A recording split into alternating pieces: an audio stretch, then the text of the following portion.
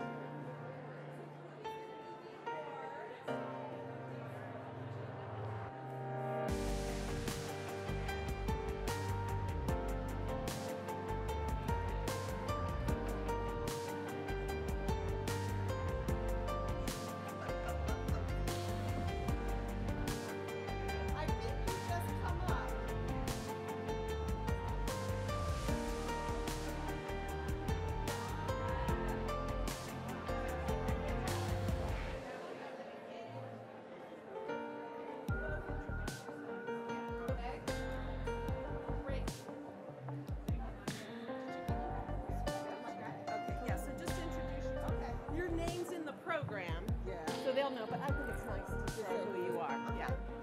Got it? Do you have any other questions? No, I'm good. And then the awards are right here.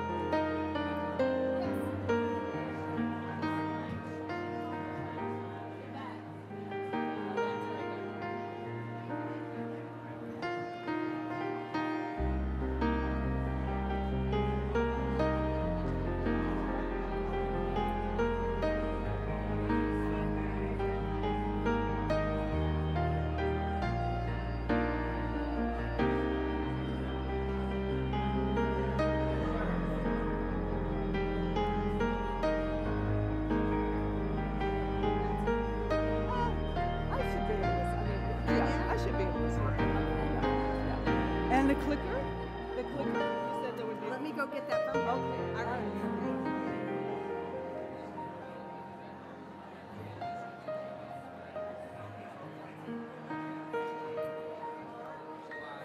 Thank you. What do you think? I know it's not the Freedom Center, but we have some people. Thanks for being here.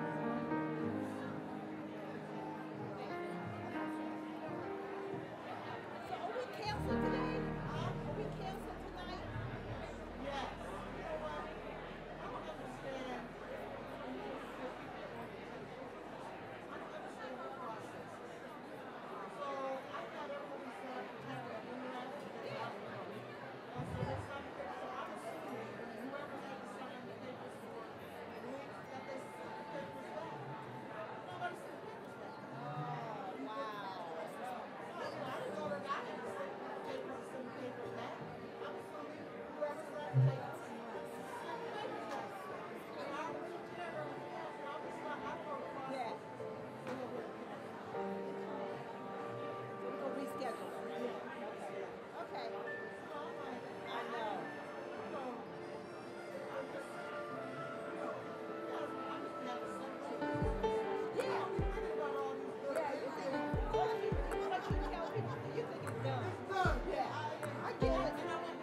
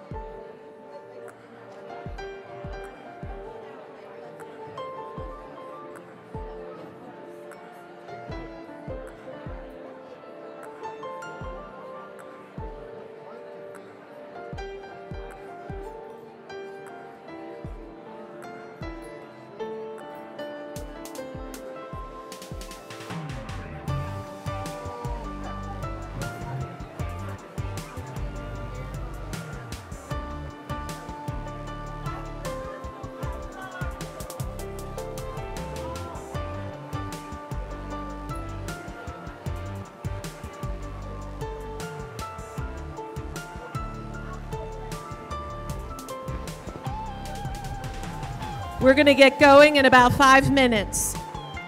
5 minutes, please.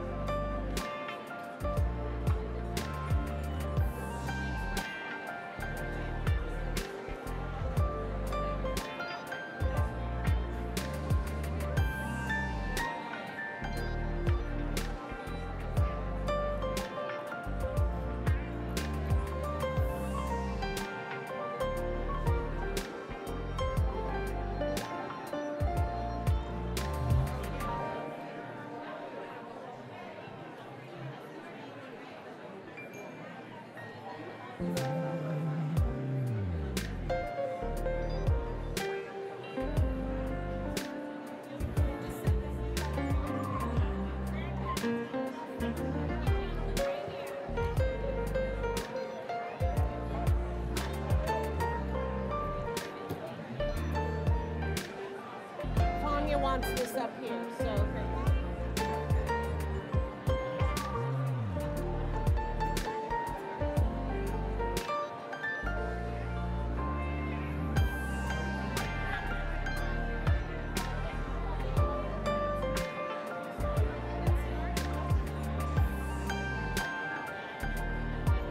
Are we ready? I think I should start. All right. Good morning.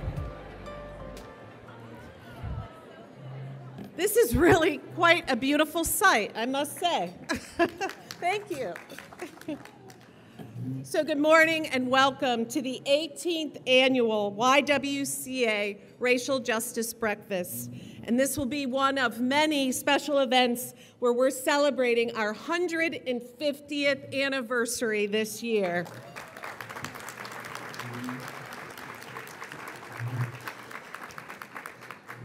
We are really pleased to be holding this event at this beautifully renovated music hall.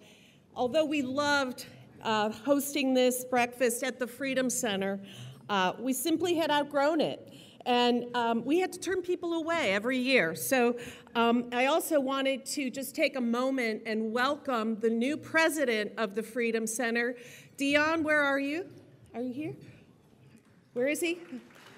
Dion Brown, welcome to Cincinnati. So this new venue gives us room to grow and include more of our community in these rich conversations we have together. We think it is important to take this opportunity of this gathering to remind you of our legacy, the 150-year-old mission, which sadly is still relevant today, to eliminate racism, empower women, and promote peace, justice, freedom, and dignity for all. So in the past 2.5 years, I hope you've noticed that we've made a recommitment to our racial justice and equity work, and we will continue to increase our presence in this space. We invite you to join us for our Stand Against Racism event on April 27th at Fountain Square, along with 18 other organizing partners, where we will introduce the new Cincinnati Regional Coalition Against Hate, so that we can speak out against hate crimes with our one united voice for our community. The YWCA will continue to conduct community conversations with our agency partners because we believe that we are only going to solve issues of racism and reduce hateful events and acts one conversation at a time.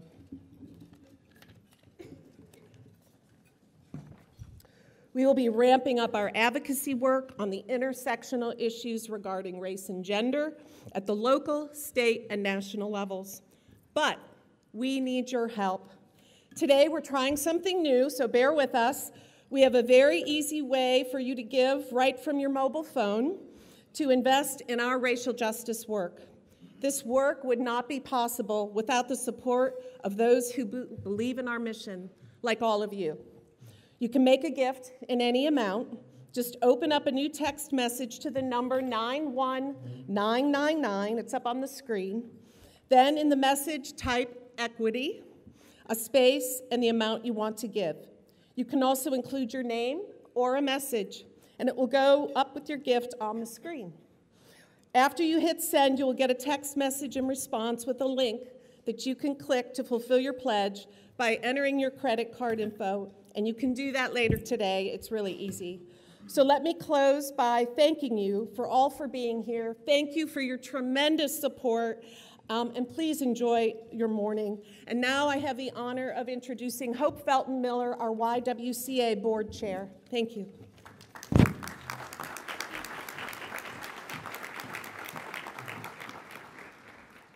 Thanks, Barbara. One of the things about coming after Barbara, as I often do, is I've got to readjust all the microphones. But thank you all so much for being here today. This is such important work. It is just bullseye on some of the racial justice work that we have refocused on, as Barbara mentioned. And none of it would be possible without all of you as supporters today. We are so grateful, and we want to recognize those who really stepped up to invest in our racial justice work. I'm going to list several, and I'd like you to hold applause, if you would, until the end. A special thanks to our hero sponsor, Fifth Third Bank, here in the front. Also, our champion sponsor, Natasha Kavanaugh, and the Bill and Melinda Gates Foundation. We also want to thank our Defender sponsors, Baker Hostetler and Christ Church Cathedral, and our advocate sponsors, the Greater Cincinnati Foundation, Union Institute and University, and Xavier University. We're sorry you lost your basketball coach.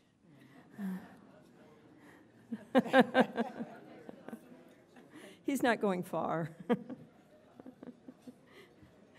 Oh, dear.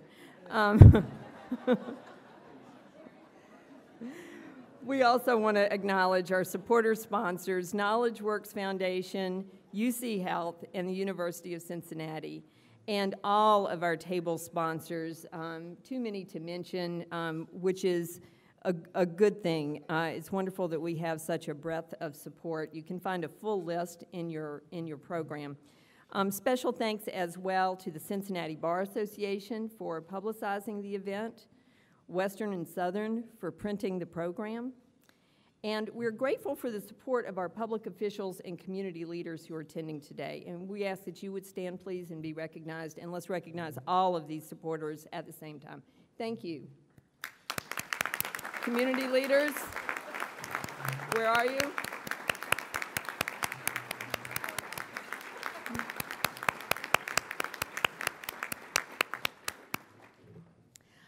You can help us in another way by sharing some of the stories from today's event by tweeting during the breakfast. You can follow the YWCA on Twitter at YWCA Cincinnati, and you can use hashtag #StandUp4RJ, Stand Up for Racial Justice, and this information is in your program. And then finally, I want to thank as well the whole YWCA staff who invest so much time in this event, and particularly the Racial Justice Breakfast Committee. Can we have some applause for them as well?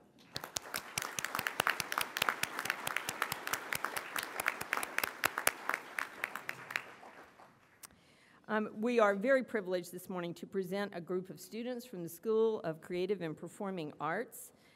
This group is The Mix, and it's a high school group brought together by their love of music, and they sing at various events, hoping to spread ideas of acceptance and positive thinking.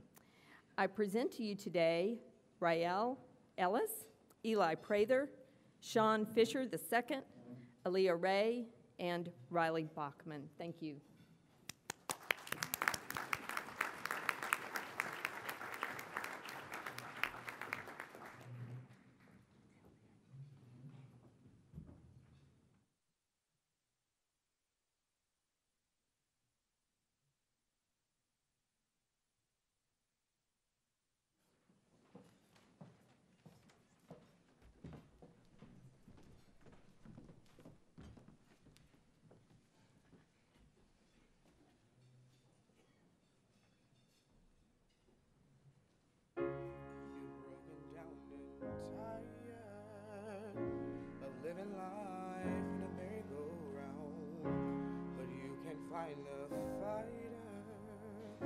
But I see it in you, so we gon' walk it out. And move mountains, we're gonna walk it out. And move mountains, and I'll rise up, I'll rise like the day. I'll rise up, I'll rise unafraid. And I'll do it 1,000 times again.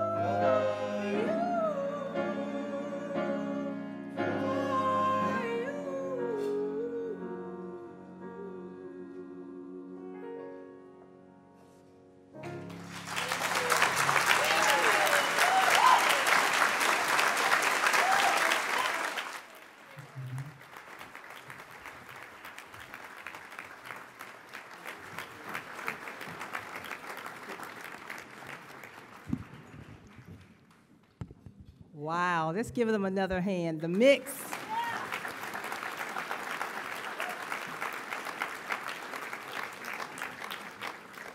Well, good morning. My name is Ruby Crawford Hemphill, and I'd like to say thank you all for being able to get here today. Anybody had to swim like me? So I have the honor and the pleasure to stand here before you today to introduce and to present our Racial Justice Award. And it is indeed an honor for me to be here because I have the opportunity to really recognize two people who are very special and dear to me personally. The first person is Shakila Ahmad. Shakila is dedicated to building bridges. She serves as the board chair of the Islamic Center of Greater Cincinnati and was the first woman named as their president. In fact, she was the first woman to hold such a role in the nation. She has served on the Islamic Center's board for over 20 years and was the first woman and youngest person to serve when she joined in 1995. Shakila has led efforts to educate the community about Islam and the Muslim community by establishing the center's Tour and Talks program and spearheading the internationally aired A Visit to a Mosque in America DVD. She is also a founding chair of Muslim Mothers Against Violence, which advocates for peaceful conflict resolution and bullying prevention. Shakila served as board chair of Bridges for a Just Community and has been deeply involved in subsequent human relations work, including the executive committee of the newly formed Cincinnati Regional Coalition Against Hate. She's a strong collaborator, bringing diverse partners together for a common cause while ensuring that every voice is heard and valued. Let's give Ms. Ahmad a hand.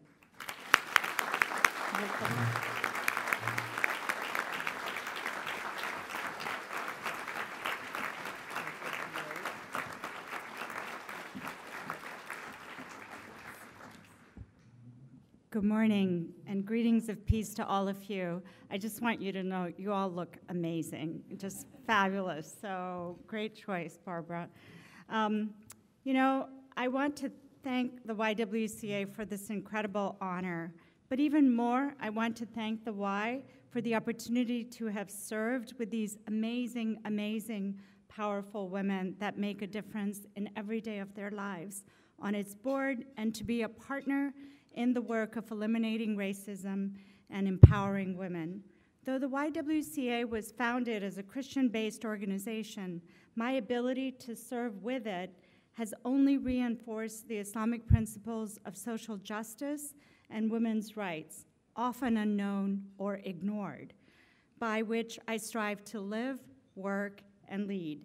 It is of most significant and reinforces these principles when the YWCA has taken a lead, and I can stand with it, and so many of you, in condemning Islamophobia, of which many suffer in silence, which also achieves nothing but divide our communities and keeping us from moving forward together.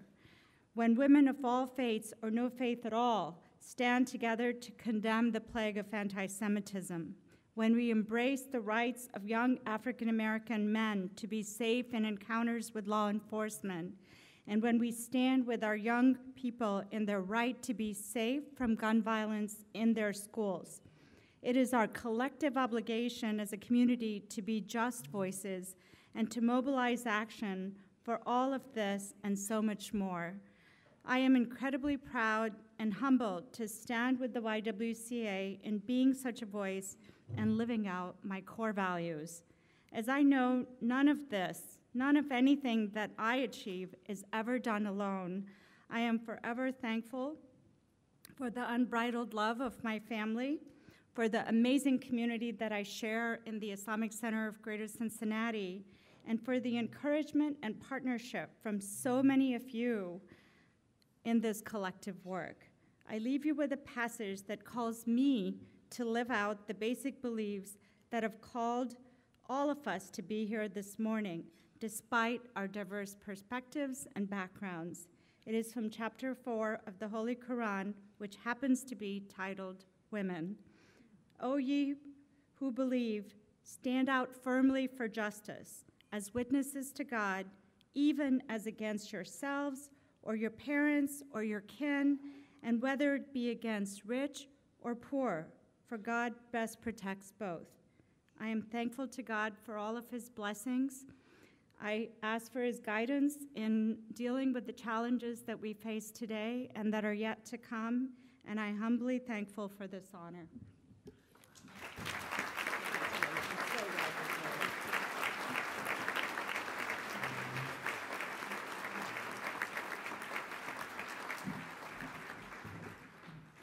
Thank you, Shaquila. Okay, our next award goes to Dr. Clarence G. Newsom. Dr. Newsom is the immediate past president of the National Underground Railroad Freedom Center, and we were blessed to have such a strong leader at the helm of this incredible organization, which was created to champion freedom throughout the world. He continues to serve as a board member and as one of the Freedom Center's national and international spokespersons. Before he started educating the world, Dr. Newsom served as president of the Shaw University and as dean of the School of Divinity at Howard University. He's been well known for his work in African American history and culture, as well as religious history, and was secretary of the Association of Theological Schools in the United States and Canada. He also served as president of the Society for the Study of Black Religion, a nationwide think tank of scholars studying the religious experience of African Americans. And his dedication to equity has remained strong. Just last year, he founded the Institute for Inclusive Freedom and Anti-Biasing to share his vision of inclusive freedom, promoting rights of equal kind, equality, and equal measure for everyone. We are thrilled to have, first I would like to have Dr. Newsom come up and get this award.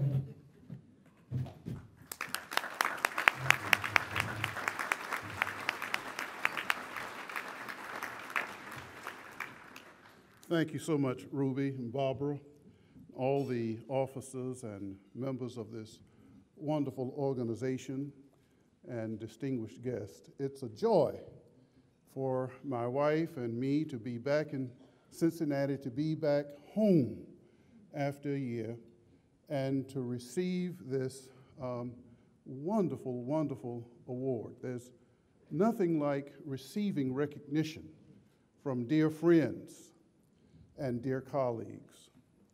I am truly, truly honored. Some of you might be aware that my wife and I gave birth to an empowered young woman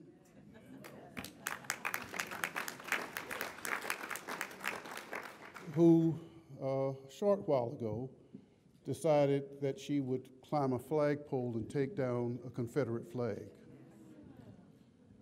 On that day, we, of course, were very, very anxious here in Cincinnati trying to reach her, and she, of course, was put out of our reach all day long. But finally, as the sun began to set, we were able to make contact with her, and I was eager to ask her very quickly why, but she cut me off at the pass. I never got the word out of my mouth. She knew what the question was going to be, and she said, "Daddy, before you ask me anything or say anything, let me first of all share something with you." I said, "Please go right ahead." First thing she did as an empowered young woman was to apologize if she had worried my wife and me. And at that point, I exhaled. I said, "Okay." And then she said this. She said, "Daddy, I want you to know that I have watched you fight for racial justice. I have heard you preach for equality for all people. I've heard you talk about the privileges and the rights due women and all dispossessed and disfranchised people all of my life. And Daddy, I want you to know that I have believed every word you have said I feel on a day like today that you too believe in my sincerity, and I do so appreciate that. And very sincerely, I say we cannot let up. We have to be unrelenting. I applaud the movement we see now in high schools across the nation. What leadership is coming on to the fore.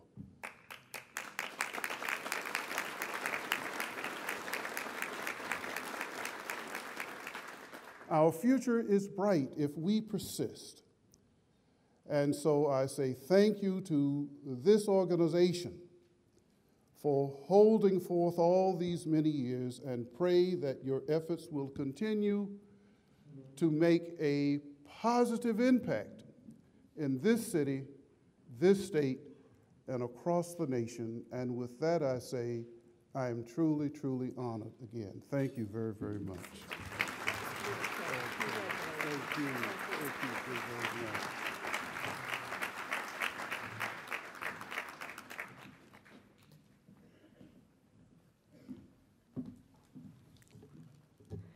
So thank you. We are thrilled to honor Shakila Ahmad and Dr. Clarence Newsom with the YWCA Racial Justice Award. Their passion and commitment for building a more equitable community is truly inspiring.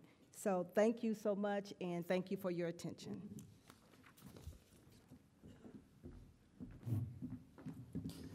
So good morning.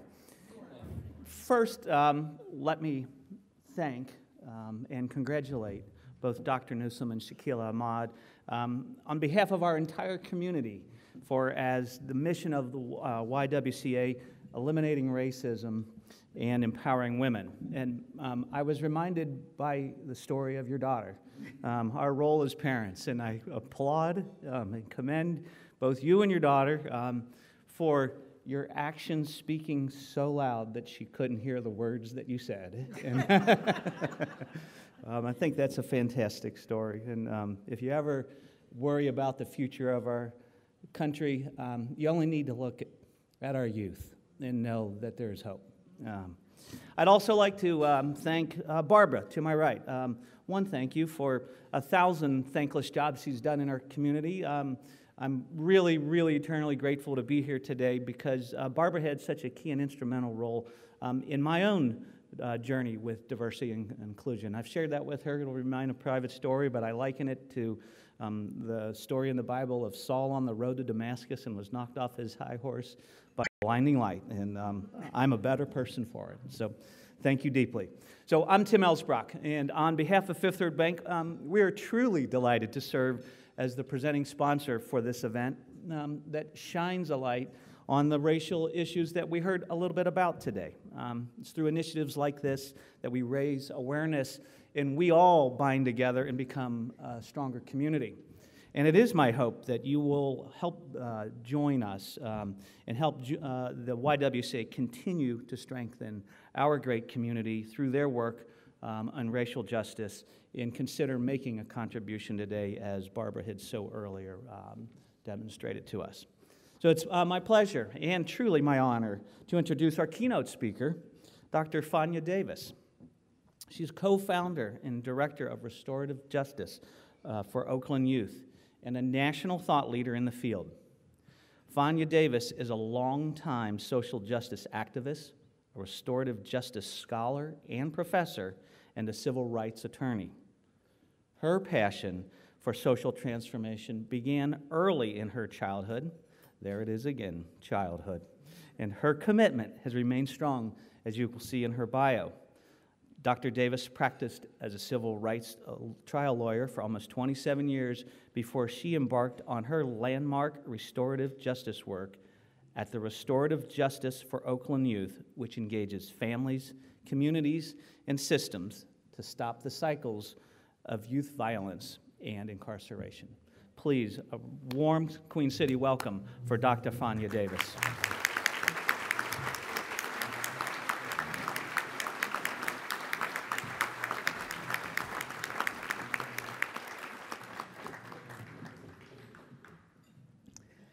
Thank you so much, everyone, for this warm welcome. I am grateful and honored to be invited to speak at the YWCA's Racial Justice Breakfast. I want to say thank you to the organizers of the Racial Justice Breakfast Committee. And it's such a pleasure to share the podium with Shakila Ahmad and Dr. Clarence Newsom. And by way of you, your beautiful daughter. Actually, could young people in the audience, I don't know, how should we define young people? If you're under 30, please stand up. 30 or under.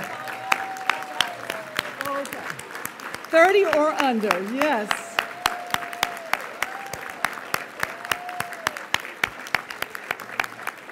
Yes, Bree and the young people who are standing up today around gun violence, and the young people in Birmingham, Alabama at the Children's March, and the young people who started the sit-in movements, and the young people who fought for LGBTQ rights at Stonewall, and the young people who were in the Panther Party, and the young people who were in the Brown Berets, and the Young Lords, the young people at Tahrir Square and Tiananmen Square. All over the world and throughout history, we have seen that history calls on young people when massive changes need to be made. So thank you in this audience, thank you for answering history's call. I want to thank you all in the audience in this beautiful, beautiful space. And you do look beautiful. I'm with you. I echo Shakila's remarks. For getting out so early in the morning. And you know, for me, it's even earlier because I'm 3 hours behind. For me, it was like getting up at 3 o'clock, so my body doesn't quite know how to orient itself. Thank you to Barbara and to Hope and to Desiree and all of the other organizers of this event again. I would be remiss if I did not, as I open, acknowledge the ancestors of this land, the land upon which we stand. The Kickapoo, the Miami, the Mound Builders, the Potawatomi, the Shawnee, and others. In invoking the ancestors of this land, we acknowledge this is an occupied land. This is a land that is the historic site of genocide, the ultimate harm that one can inflict upon a people. And like the original harm of slavery, we have yet as a nation to tell the whole truth about this genocide, to take responsibility, to make amends, and to heal from it. We are a nation birthed in terror and trauma. This is an original wound, an original woundedness that our nation suffers from, still today, from which we have yet to heal. And because we have not healed, this original trauma perpetually reenacts itself, albeit in different guises. Slavery and genocide are not dead, they have only evolved, as Brian Stevenson has said. Our government is quick to point the finger of blame at other nations and religions as perpetrators of genocide, of massive human rights violations, of terror. However, don't point with dirty fingers, as an African saying goes. The past is not dead, it is not even past. Legacies and aftermaths of slavery and genocide remain. It is dawning upon us that until we as a nation engage in a collective healing process to interrupt historical racial traumas and genocide, we are doomed to perpetually reenact them. And the good news is that restorative justice, which is rooted in indigenous healing wisdom and technologies, is offering us the tools to engage in the healing that is needed. Through truth-telling, taking responsibility, taking reparative action, like Bree took, like people all over the nation are taking, with removing Confederate memorials, with memorialization initiatives like Bryan Stevenson's, with universities who are telling the truth about their complicity in slavery and the slave trade. I would be further remiss if I didn't do this praise song to the YWCA. It is one of the greatest anti-racist organizations in the country. For almost 150 years, it's been on the front lines of movements for gender equality, for labor, for racial justice and civil rights. My mother worked in the Scottsboro case. YWCA worked in the Scottsboro. That's the case of the black men who were charged with rape, politically motivated and racially motivated charges. They were involved in anti-lynching and mob violence. They were involved in the March on Washington. They established the first desegregated dining facility in the nation.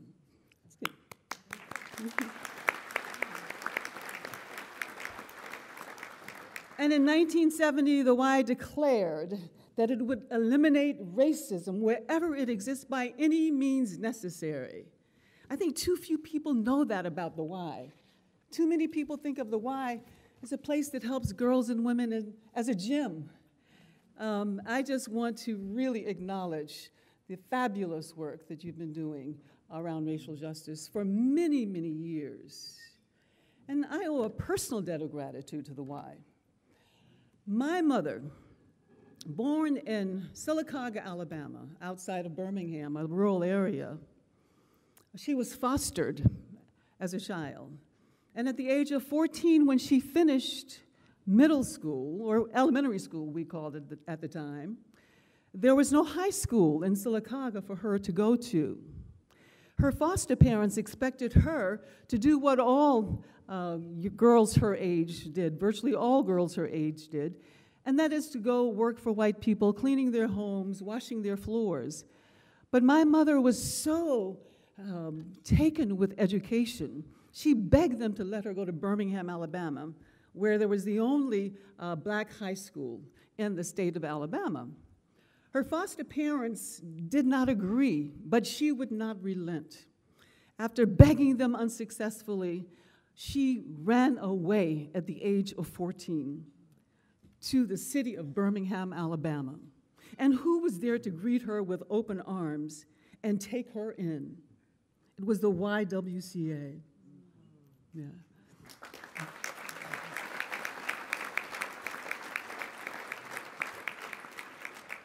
So on behalf of my family, I want to acknowledge you and say thank you, thank you. I might not be here today were it not for your generosity and your open arms. So today I would like to share with you the story of my own journey to racial justice and restorative justice, which is a healing justice. I also want to talk about the fundamentals of restorative justice, its principles, its practices, its origin, and its applications, especially focusing on schools. I understand there are a number of attorneys in the audience, and there are also some educators who might be interested in applications in education. And also touch on the impact with stories and data. And I'm going to do this in about, 15 or 20 minutes. We don't have much time. And then we'll do a question and answer period.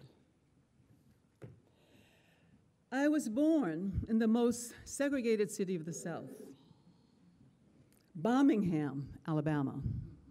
Birmingham.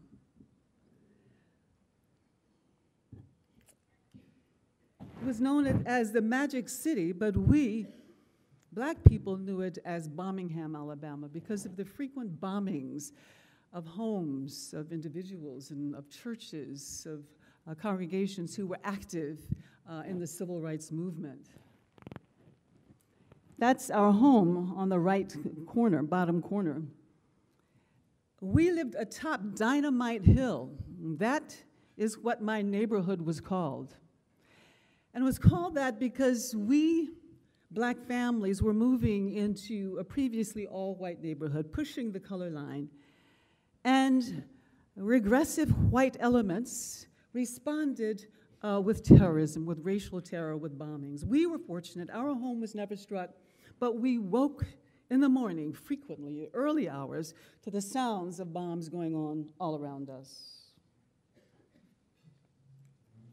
My church was bombed because we held interracial groups, discussion groups there. Right across the street was a home of attorney Arthur D. Shores, who worked with Thurgood Marshall in landmark desegregation cases and litigation against segregation. His home was bombed 3 times and an attempted 4th. And then there was the September 15, 1963 bombing of the 16th Street Baptist Church, where I lost 2 very close friends. Cynthia Wesley, who lived just 2, we lost the, I'm sorry. Oh, there's my mother, my sister, Angela Davis. Sorry, I got behind on the slides. Here are the images of the children being attacked by dogs and hoses. And Cynthia Wesley, Carol Robertson, my dear friends. I left the South to go to school with a ferocious, irreversible commitment to be a warrior for justice. I was active thereafter, not only in the civil rights movement, but in the Black student movement, in the Black Power movement, in the women's movement, in the anti-war movement, in the anti-imperialist movement, in the anti-capitalist movement, the anti-apartheid movement. You name the movement, I was involved. Fighting against racism, against sexism, against capitalism, against imperialism, against apartheid. When I moved to California, we became active in supporting the Black Panthers.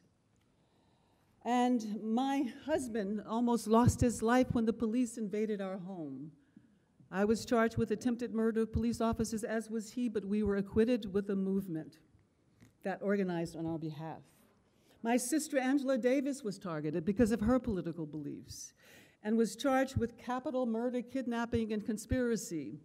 Her life was at stake, and I traveled all over the world to speak on her behalf. After her case was finished, I became a trial lawyer. I was so impressed by the civil rights lawyers and the criminal defense lawyers who were on her case. After decades of fighting against all of these things, after decades of being angry and being full of rage,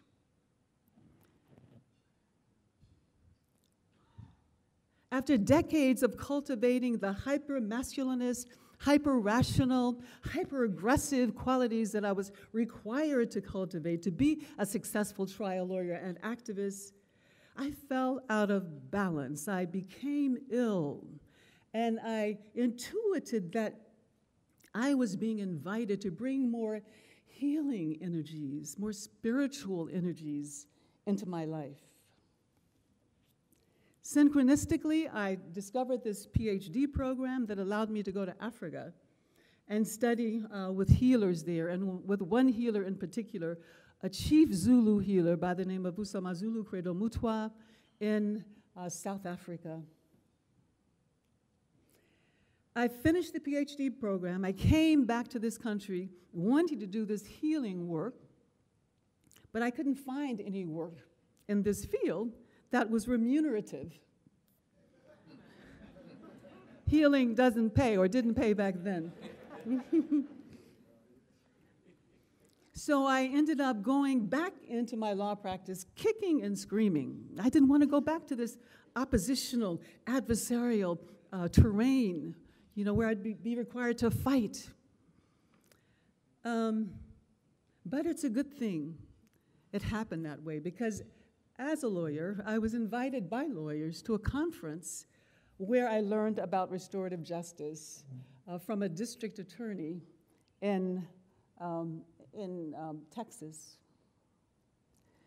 For me, when hearing about restorative justice, it was an epiphany. It integrated the healer, the lawyer, and the warrior in me. I could be all of those things at once. It wasn't an either or, it was a both and. This is a justice that is more concerned about getting well than getting even. This is a justice that is more concerned about increasing social peace rather than deepening social conflict. This is a justice that is more concerned about broken lives than broken laws. A justice more concerned about healing than punishing. A justice that is a healing ground and not a battleground. And after so many years of being against racism, against sexism, against capitalism, against imperialism, against homophobia, against militarism, I found something that I could be for. Mm-hmm. And it's a very different energy when you are creating the new world that you want to see, and when you are being the change that you want to see, rather than railing against all of the things that you are against. So let's now talk about restorative justice.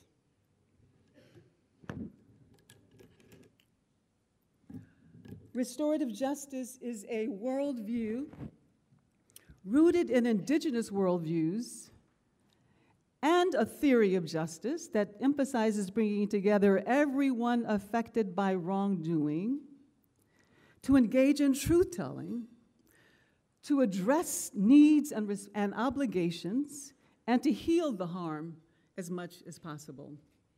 I know that's a mouthful. We'll break it down in a moment.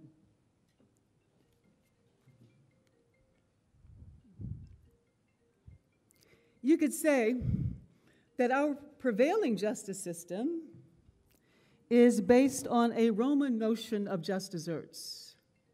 If I cause you harm, then that creates an imbalance in the scales of justice. And the only way we can rebalance the scales is for me to be caused harm. If I inflict suffering, that causes an imbalance. The only way to rebalance is for me to suffer. So you could say that ours is a system that harms people who harm people to show that harming people is wrong. Go figure. But what does this sort of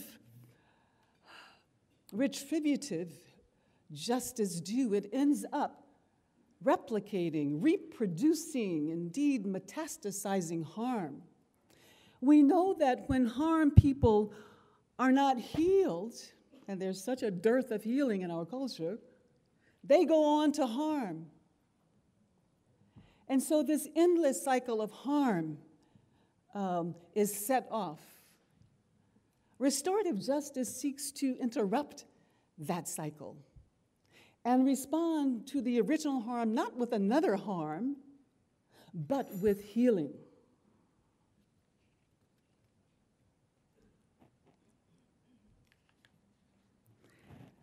You could say that restorative justice invites a paradigm shift. And in this way, restorative justice is different from alternative dispute resolution, from community service, from mediation. There have been many alternatives to adversarial justice that have arisen over the last decades out of the deep disaffection with and frustration with the dysfunction of our adversarial justice system. But restorative justice is different from many of those in that it challenges the fundamental assumptions and the dominant discourse about justice. It invites a paradigm shift. You could say that our retributive justice system asks three questions.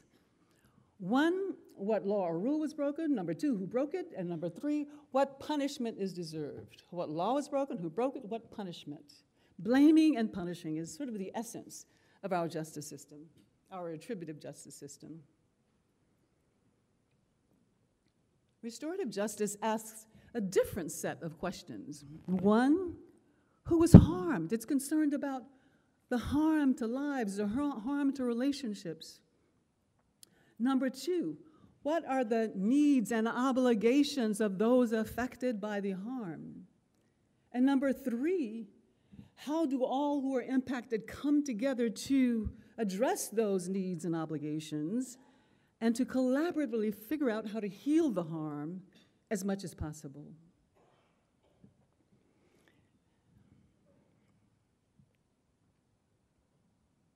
As I mentioned earlier, restorative justice has indigenous roots. It's an ancient justice, even though the contemporary restorative justice movement arose just about 45 years ago, and it was the Mennonites. It was basically white males in Indiana who started restorative justice in the United States in the mid-1970s.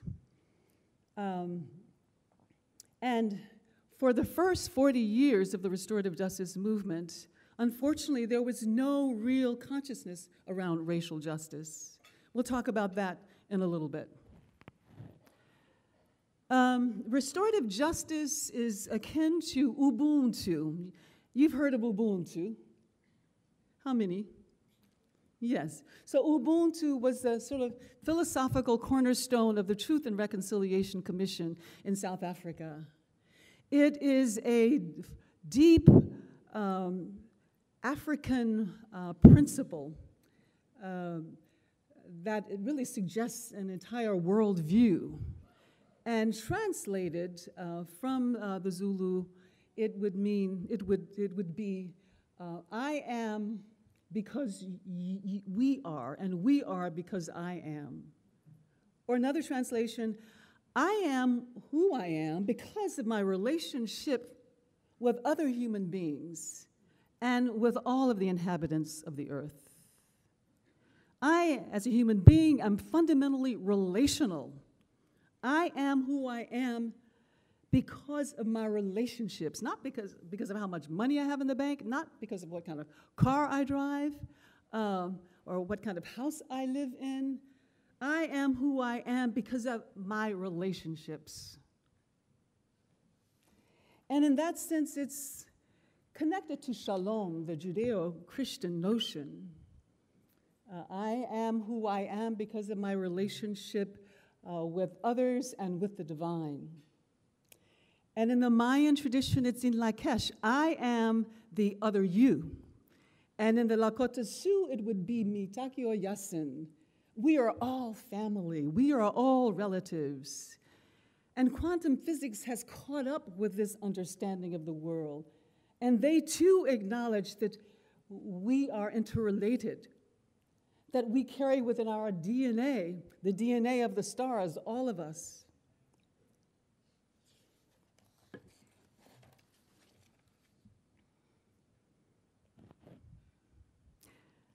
So very briefly, getting back to restorative justice, I've been talking about the principles, actually, and the origins, the indigenous origins, but now to turn to the actual practices, there are three basic models, and they are conferencing models. The first is victim-offender dialogue. If you haven't seen this movie, it's a video online, I strongly recommend it. It's called Meeting with a Killer. Very dramatic name, very dramatic video, because family members, surviving family members, meet with the killer of their loved one in this movie. Not that they're put together willy-nilly, you know. There's a long preparation and involved preparation period. But that movie demonstrates this particular model, the victim-offender dialogue model. And you can see what amazing healing occurs using that process. The second model is family group conferences. This is being used in New Zealand and increasing in this country. In New Zealand, they have virtually made youth incarceration obsolete through restorative justice and through using this family group conferencing model. You can see that more people are involved. It's not just the person harmed and the person causing harm and the facilitator. It's the persons harmed, persons causing harm, and their family members. That's a family group conferencing model. And the third and the broadest model that usually encompasses more people would be the peacemaking circle model. How many of you have sat in peacemaking circles or facilitated them? Just a few. Well, I'm hoping that, that very soon in the schools and communities and the justice system of Cincinnati, Ohio, you will be doing these peacemaking circles. I'll talk to you about them in just a moment and how we're using this model in Oakland.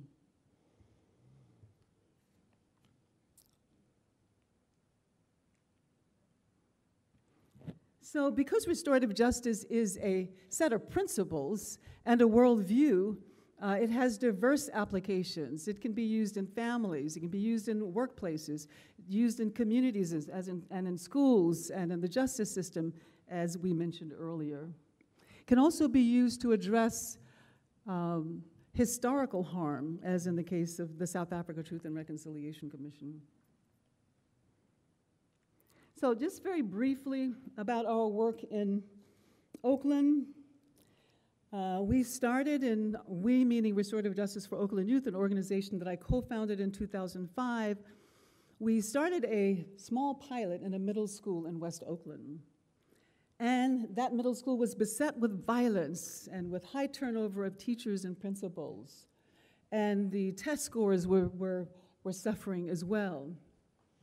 And after 2 years of restorative justice, we were able to reduce suspension rates by 87%. And mm-hmm.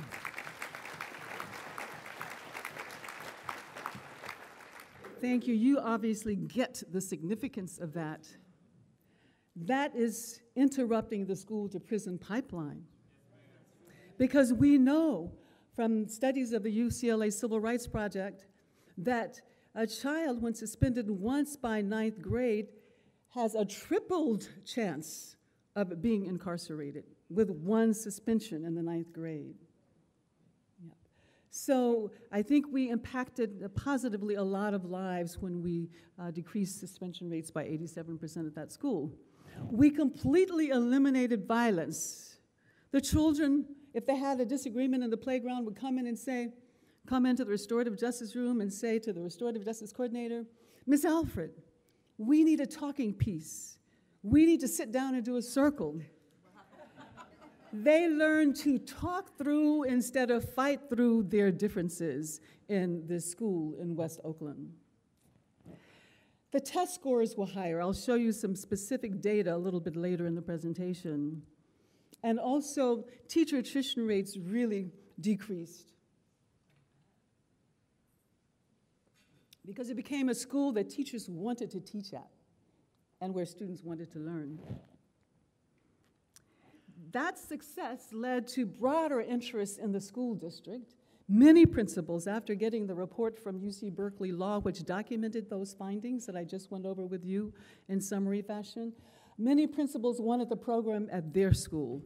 And then with some youth organizing, the school district passed a resolution adopting restorative justice as official school policy.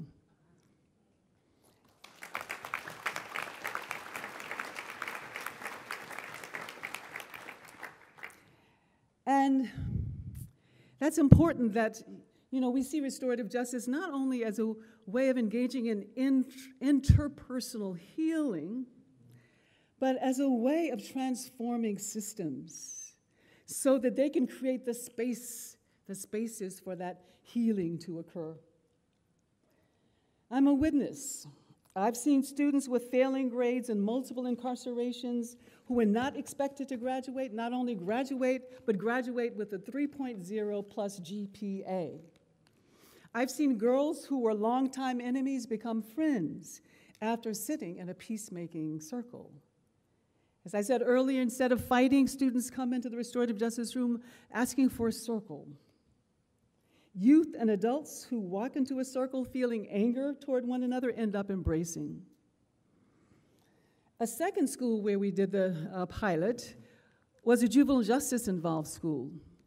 And that school had youth who were, let me tell you about the story of Cameron, just to give you an example, who went to that school. Cameron's first suspension was at the age of 4. His mother gave him candy because he had an attachment disorder. He'd get really upset when she dropped him off at school. So she gave him some candy, and it was the same candy that Trayvon Martin had. What was it? Huh? Skittles, that's right. Yeah, gave him some Skittles. By the way, Trayvon Martin was on suspension, when he was killed. He had been suspended for just having some residue of marijuana in a plastic bag. He was suspended. That's why he was not at home with his mother. He was with his father. But so when the principal saw Cameron with the Skittles in his hand right after his mother dropped him off at school, he grabbed the Skittles and took them away, put them in his office, and Cameron was watching every step that the principal was taking because he was determined to retrieve his Skittles. He noticed that the principal locked the door to the office, so he couldn't get in that way, but he spied an open window. He got a chair. He stood on top of the chair because the chair was too high. I mean, the window was too high. He stepped on the chair, went through the window into the office, and went into the bottom drawer and got his Skittles back. Resourceful young man even then. Of course, when the principal saw him with the Skittles in hand, he was suspended for 5 days for theft. That, unfortunately, set into motion many more suspensions. By the time he was in 11th grade, he had had about 150 suspensions. He had been incarcerated multiple times, including for having a milk fight in the cafeteria with his friends, which is what adolescents do all the time. But that, with the school-to-prison pipeline, is criminalized as assault. Yes. And, if you're writing on a desk with erasable ink, that is criminalized as defacing public property. And if you're a 6-year-old having a temper tantrum, you can be arrested. You've seen those images, those dreadful images of 6-year-olds being handcuffed and escorted out of the classroom and arrested for assault. Yeah. So back to Cameron.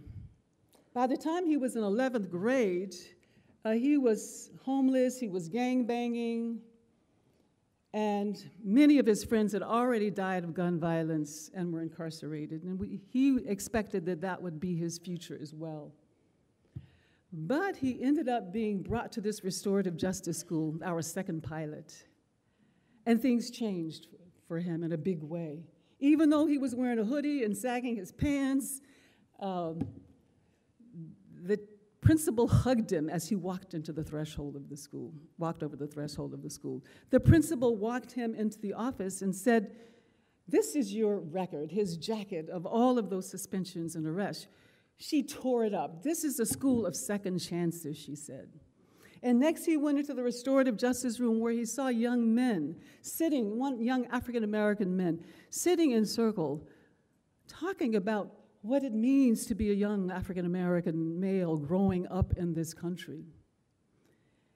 It became a family for him, his experience, for the first time, because in the past, his teachers and educators, he said, were stereotyping him as a gangster, as a thug, and we're not seeing him. And we use this term, sawubona. Sawubona is a Zulu term. I see you. I see beyond the exterior. I see who you truly are. I see the gift that you are to the world. Well, restorative justice is all about seeing our youth and seeing one another until our youth see themselves. Just one other example of the way these circles are being used. Of course, the circles are being used as an alternative to suspending. And I can talk about that maybe a little bit later during the question and answer period if you're interested in understanding how those circles work. And we also have teachers doing circles to begin their class often every day. And when they do these 10-minute circles, because teachers usually cannot spend a lot of time on the conflict circles because they are time-consuming. So usually vice principals or deans of discipline will do those more elaborate and time-consuming circles. But teachers can spend 10 minutes at the beginning of every day with a talking piece. And the question is, well, do I need to know, what do I need to know about what's going on with you today before we get started with school? and they'll use a talking piece. And I have a friend who does this. She's a drama teacher at a high school, and she says that she has had circles where young people will say, my cousin, who I live with, was just incarcerated. Or there was a shootout in my neighborhood, and I'm still shaking from it. When these children get to express the trauma that they're feeling, and when they are appropriately comforted and given solace by their peers and their teacher, they can move out of their back brain, fight, flight, fright, and into their front brain, where they can access their executive functioning and be more capable and ready to learn. It used to be teachers would say, I don't have time to do those circles. I've got to teach to the test. We've got the curriculum. But now those very same teachers say, I don't have time not to do these circles, because it readies the children, it settles them for learning.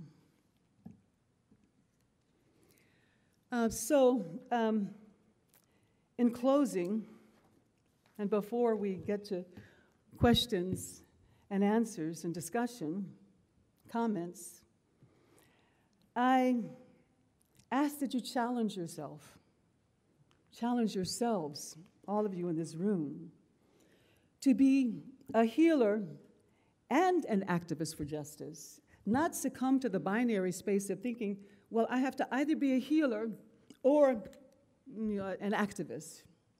See activism as a form of social healing, and healing as a form of social justice. Transform and heal yourselves as you transform and heal the world. Be the change you wish to see. History is calling upon us to be activists and healers in the same way that Rolila Nelson Mandela was, in the same way that Mahatma Gandhi was, that Archbishop Desmond Tutu is. Restorative justice is an important tool. Being a facilitator of a peacemaking circle is an important tool to put in your activist healer toolkit. Learn more about it. For those of you who don't know about it, read more about it, attend trainings. This is a time of the victory of a US president who was a billionaire and has created a cabinet of billionaires, the 1%. This is a time of victory of racist, Islamophobe, homophobe, misogynist, xenophobe, transphobe, and climate change denier in the White House. But let us not forget it is also a time of activism that is bubbling up with energy and power all over, as we see with the gun violence movement, with the Me Too movement, with the Black Lives Matter movement, and on and on, the likes of which we have not seen in decades.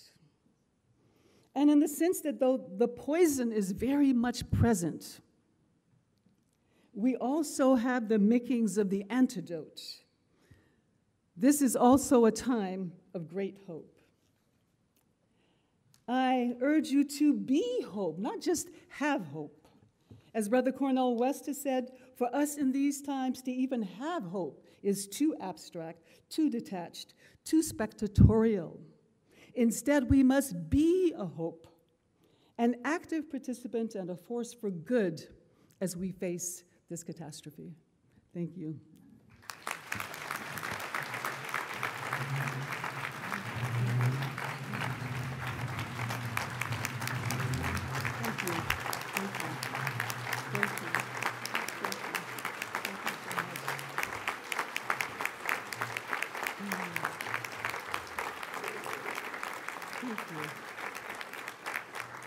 Thank you. Thank you for all that love.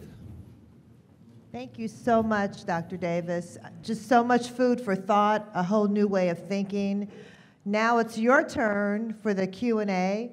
I know Jamisha here at the African American Chamber told me that she has the first question. Jamisha, please stand up. Ask your question. So my question is, how does one become a facilitator of restorative justice? Thank you for that question. One would need to take a training or two. There is an introductory training that could be a multiple day training lasting from 2 to 5 days. as I think about it, I'm not aware of restorative justice practitioners and organizations in Ohio, but I'm sure, you know, with the just mushrooming of the restorative justice movement over the last couple of decades, I'm sure that you can find trainers. If not, contact me, and we're happy to bring trainers out. But you would want to definitely be trained. Thank you very much. Okay, Caleb.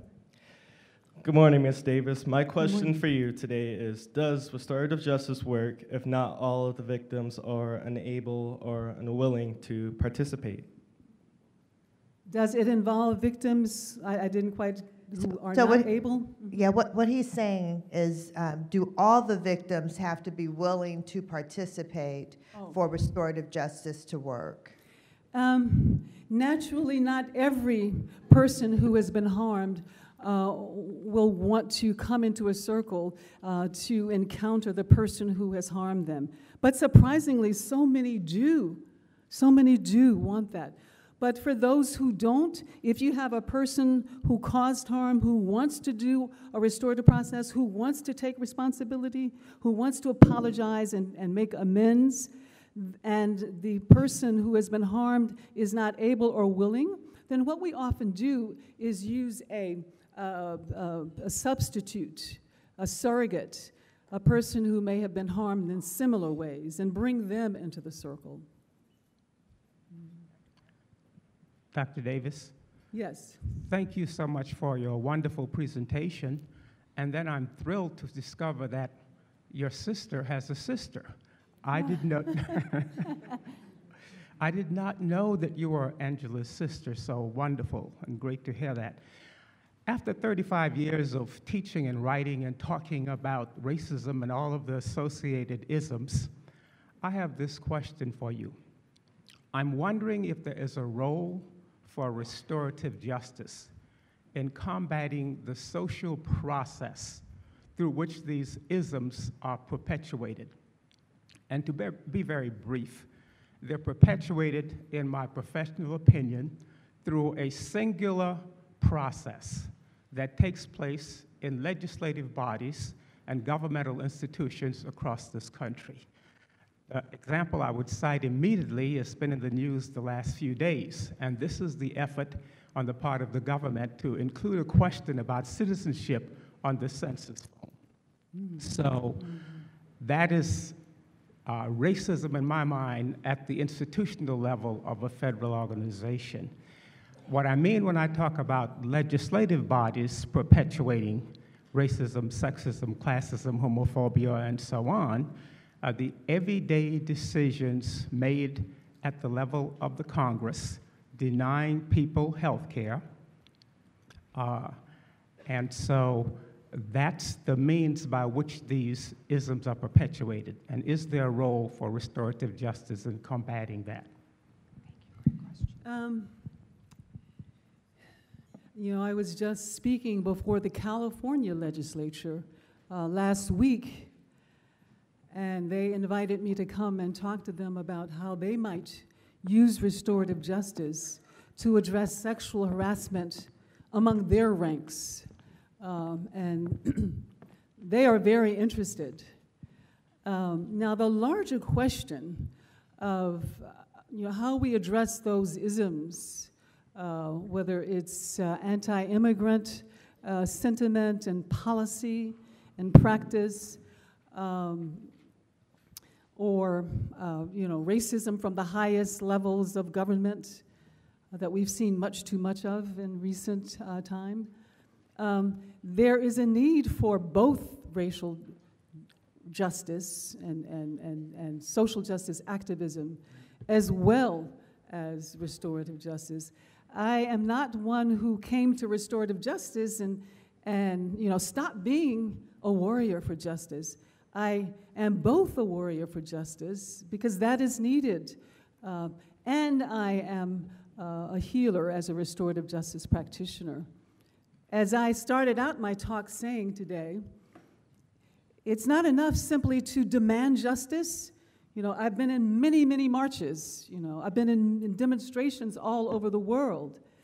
And making those political demands for political change is very, very important to continue that. But it's not enough. We also need, as a nation and as communities and as families, to engage in intentional healing work, and restorative justice offers us the tools to do that. That having been said, I believe we can think about restorative economics or restorative ways of governance. And that is something that we need to further research. Thank you very much. So thank you so much for your talk today. I was really struck when you talked about being out of balance. It seems in days like today where there's so much in the news cycle that you're looking at, you're wanting to be an activist, you're wanting to fight at all times. What are the ways that you care for yourself? And how do you suggest that, you know, when you want to be that activist and that healer, that you take care of your mind, body, and spirit so that you're able to continue doing that? Excellent question. And I say it's an excellent question because if we are angry, as I was for so many years, and personally and individually, all we're doing as activists is adding to the collective energy of anger. And anger produces violence. So even though we're well-intentioned as social justice activists, angry or not, as Dr. King says, hate will not drive out hate. Only love will. And darkness, more darkness, will not drive out darkness. Only light will. So it's important for us to engage in a spiritual practice or some sort of personal practice that allows us to embody light, that allows us to embody love, even in the midst of our struggles. And for me personally, for many, many years, I've done yoga. I've had a meditation practice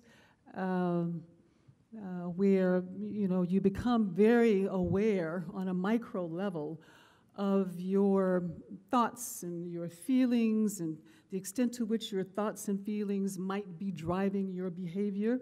You know, I may be very angry at a young person in a circle, but because of my spiritual practice, I don't allow that anger to drive my interaction with that young person that I'm mentoring. I just watch it, I observe it, I let it pass. And I walk out the room if I have to because I don't want to engage that young person while I am being driven by anger.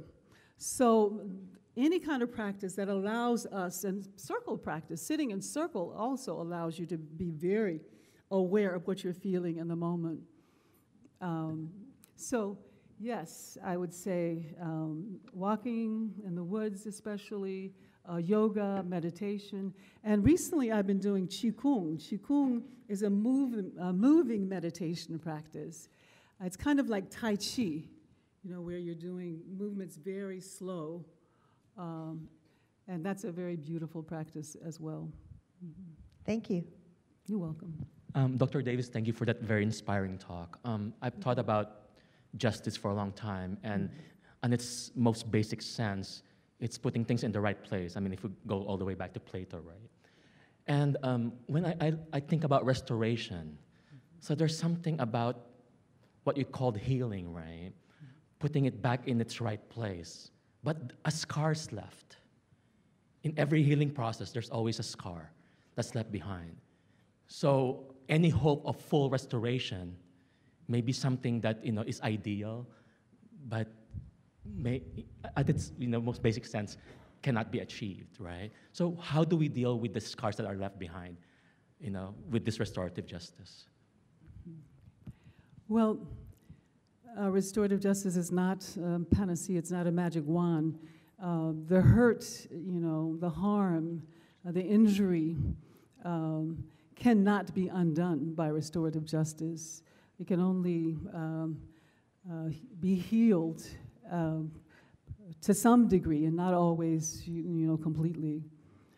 And how do you deal with the scars? I think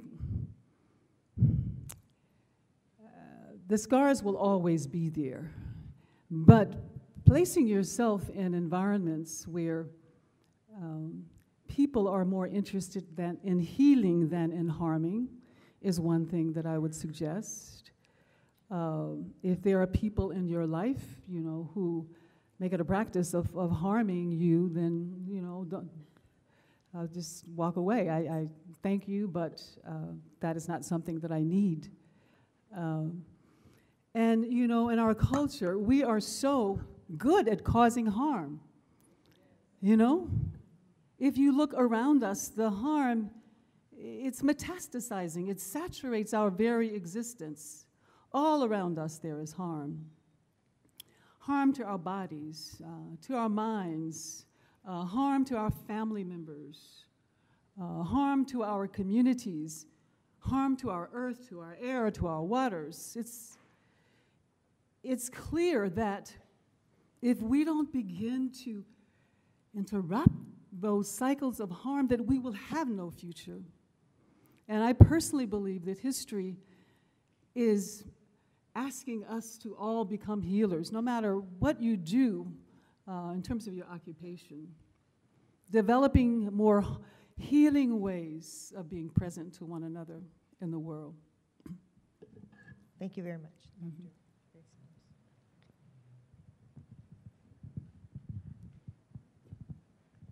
Last March, almost to this day, there was a roundtable conducted at the National Underground Railroad and Freedom Center here, which was moderated by Dr. Clarence Newsom. When it was put together by the Bishop of the Diocese of Southern Ohio, the Episcopal Diocese of Southern Ohio, and Christ Church Cathedral here in Cincinnati.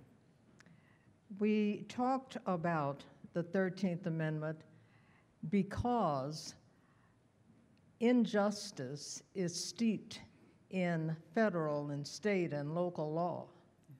So the 13th Amendment, which supposedly gave us freedom, slavery continues down to this day. In that language, the Section 1 of the 13th Amendment, which talks about everybody's free, there's no slavery except as a punishment for crime, which of course has generated mass incarceration. So what can be done? Can we join in a movement here in the United States, formulate a movement for the expungement of that except as punishment for crime, which has created criminal black man? Can we join in a movement to expunge, to erase that except as punishment for crime? All I can do is applaud. Absolutely. We definitely need that. You've said it all. I don't think I can add it. I don't think I can add anything. Hi, thanks again for your presentation. It was great. I'm the mom of a Hispanic son, and he attended a Montessori elementary school that had peace circles and many of the elements that you described in restorative justice. However, I found it to be, and he would say now as a young man, relatively ineffective as presented there because of the implicit bias of the teachers and the administration. And to use your milk fight example, a milk fight that included black and brown skinned kids would be dealt with very differently than a milk fight of the white kids. So in your model, how does that implicit bias get addressed? Thank you so much for that question. And I need to say here, following up on a point that I just briefly touched on, the restorative justice movement for 40-some years had no racial justice consciousness. I said that earlier, right? Which is shocking, considering that it purports to transform a criminal justice system that disproportionately impacts persons of color, and to say that this is the work you want to do and have no racial justice consciousness is shocking in some ways. In other ways, it's not, because of the history of white supremacy and because racism is embedded in our lives, in our institutions, in our structures, in our history.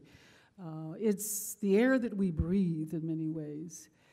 But I want to say that the good news is that this has started to change in the restorative justice movement. With organizations like mine coming out of Oakland, the birth of the Black Panther Party, and restorative justice organizations coming out of Chicago in communities of color, we have changed this.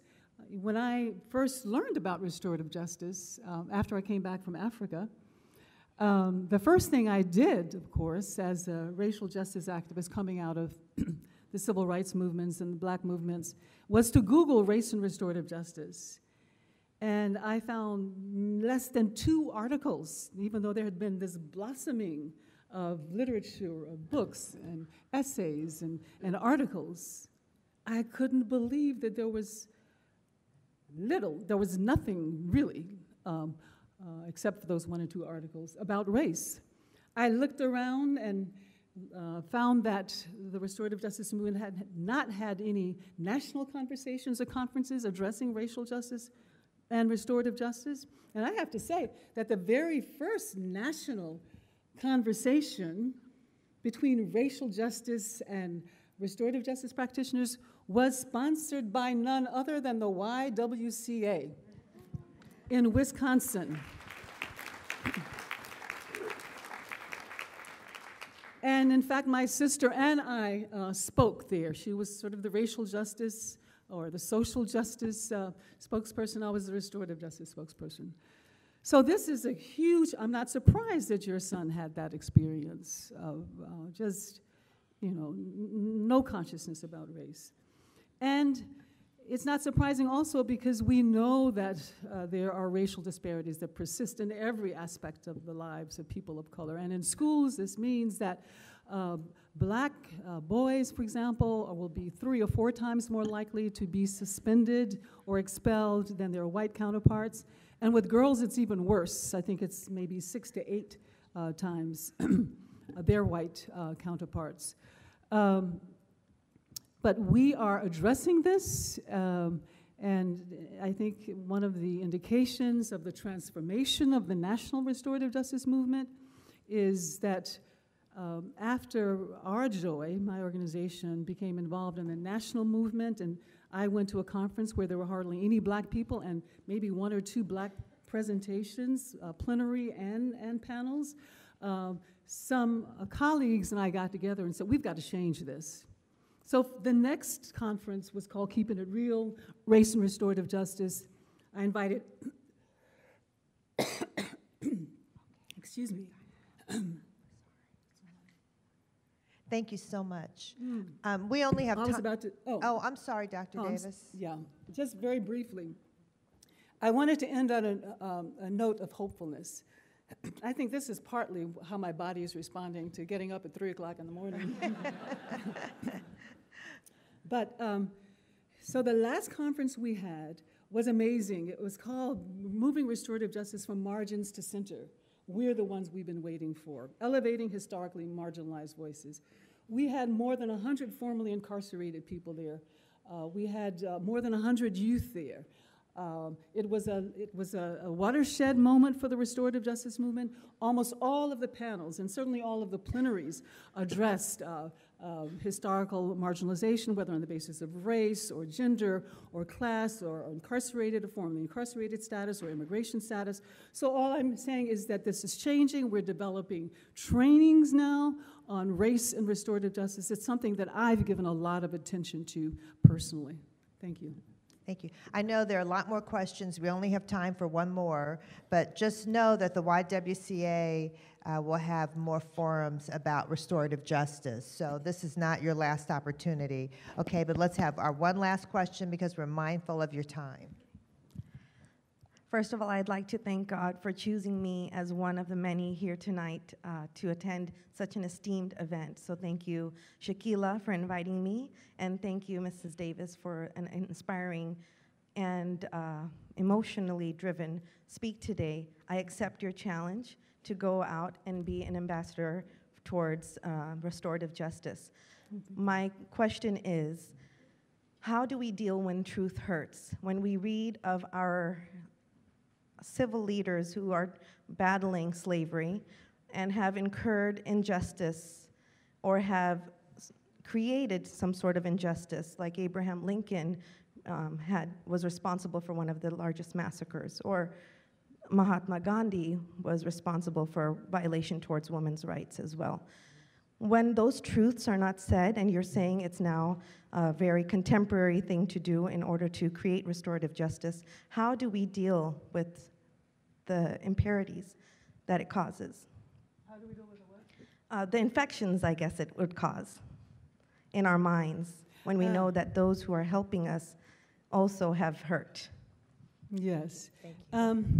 As I indicated earlier, having that spiritual practice where we really try to be the best human beings that we can be. Peacemaking Circle offers an experience of that. Everyone, we create, let me say it this way, we create a space which invites everyone in the room to deeply listen, to deeply talk, and with respect and from the heart. By the use of the talking piece in the circle, we don't engage in cross-conversation. We simply are asked to speak our truths, and those who are not speaking are asked to listen deeply. And we find in these circles that people who don't normally like to speak will speak. We find that young people will say at the end of a circle with an adult who might be a teacher, who might be a judge, I feel good because I feel that they listen to me. So creating these kinds of spaces where we can listen to one another, where we can engage in truth-telling, but telling the truth in ways that are meant to cause healing and not harm, and taking responsibility for the harm that we cause. All of this can happen when we create these circle spaces. And as I said earlier, engaging in practices that allow us to be very cognizant and very aware of the ways that we walk in the world, and especially aware of the ways that we cause harm. So. Okay, thank you.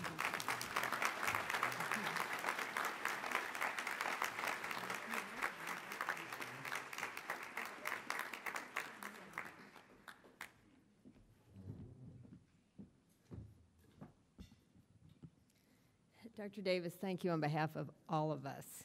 It was wonderful, it was inspiring, it was energizing, and it gave us something to be for, not just against. Thank you.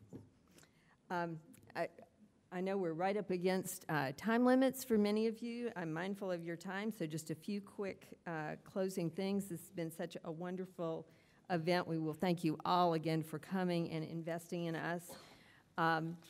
We thank you for your donations to our work as well as your presence. I want to remind you to please complete the evaluation that is there on in your packet. Take the notepad favors that are on your table, and even the flowers are free to good homes if you would like to have them. The CLE for information for lawyers who want continuing legal education credits. There is a form on the last page of the CLE credit information packet at your seat. You must complete that and leave it at your table. The activity code numbers for Ohio and Kentucky are as follows.